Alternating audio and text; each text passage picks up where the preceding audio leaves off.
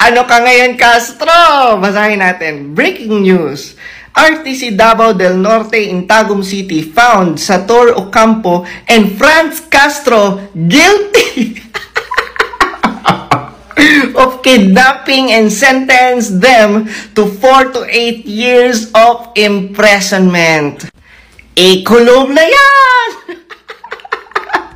Pisti! Akala mo ganun kalinis? My God! Guilty ka na, girl! Diba? Grabe kung makapuna kay Bibi Inday Sara at sa mga Duterte. Diba? Busit siya din pala. Diba? Siya pala itong may pinakamalalang track record. Kidnapping! Ay, nako! Oh, ayan Franz Castro. Oh, ayan ang napala mo. Patuloy po nating isigaw! Lupang Minuto! Depensahan! Depensahan! Ipaglaban! Lupang Minuto! Duterte! Ikulong! Duterte, ikulong. Pero siya yung mauunang makulong. Hello, Beshi ko. Last rally mo na yan, Beshi ko. Sobrang nakakatawa talaga ito si Franz Castro. Siya yung pinakaunang kung ano-anong kaso at idinimanda niya kay Tatay Digong. Tapos at the end, di ba? Si Franz Castro pala ang guilty. At siya pala ang makukulong. Ay, naku, kawawa naman. Kaka-declare nga lang niya na tatakbo siya as senador. Makukulong na. Makukulong na. Matatalo pa. Oh, Secretary Abalos, baka naman, kung papaano nyo ini-enforce ang batas, ha? Kay Kibuloy, baka naman, ganyan din kay Franz Castro. Kasi alam mo, Secretary Abalos, si Franz Castro, guilty sa kidnapping and child trafficking. Baka naman. Pakitang gilas ka ngayon. No, wag lang puro kibuloy.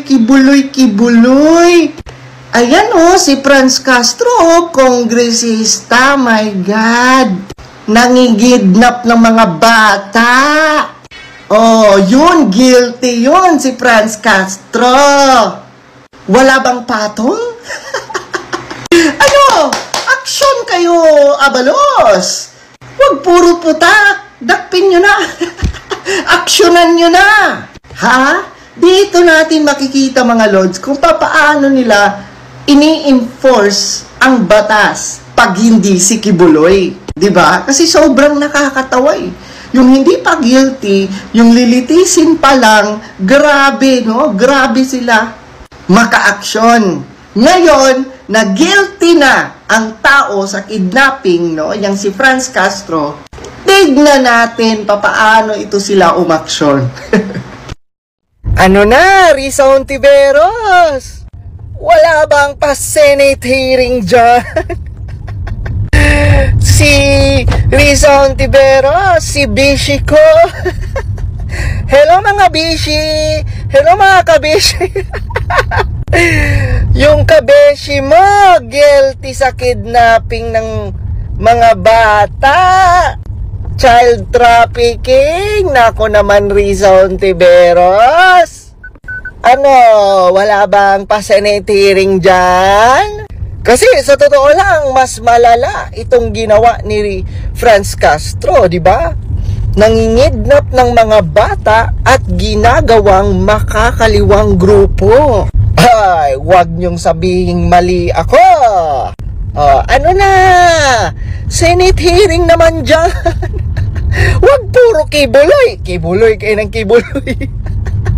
Ngayon natin makikita, mga lords, kung paano nila i-enforce, no, ang batas kapag hindi si Kibuloy. Tignan natin, mga lords. No? Yang sila Abalos, 'di ba? Sabi pa nga ni Abalos kay Kibuloy, buong puwersa ng gobyerno. Grabe, buong puwersa ng gobyerno ang magtutulungan para madakip si Kibuloy. O, ano na Abalos? Pagdating ba kay Franz Castro, buong puwersa pa ba ng gobyerno? Maging patas kayo, maging fair kayo. Kasi, guilty si Kibuloy, di pa naman guilty. Pero grabe kayo, no? Grabe kay Kibuloy. O ngayon, kay Franz Castro, dito natin makikita. At dito natin mapapatunayan kung talagang susundin nyo ang batas or kapag kay Kibuloy lang kayo ganyan.